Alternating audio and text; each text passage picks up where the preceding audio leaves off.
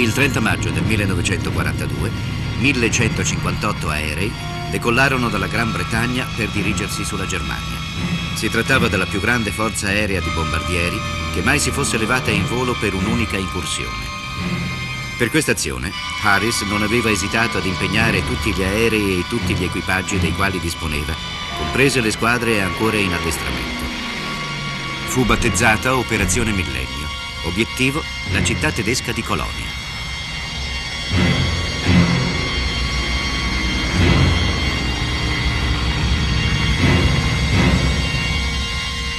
Harris sapeva di rischiare l'annientamento di tutte le forze del suo nuovo comando.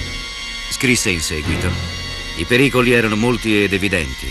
Se ogni cosa fosse andata veramente male, e poteva succedere, dato che questa era sotto molti aspetti un'operazione di tipo del tutto nuovo, allora avrei dovuto impegnare in un'altra battaglia non solo le forze delle linee del fronte, ma anche tutte le riserve.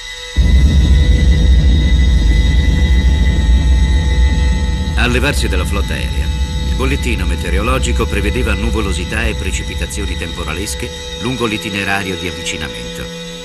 Ma sulla città di Colonia oscurata brillava una luna limpida e quasi piena.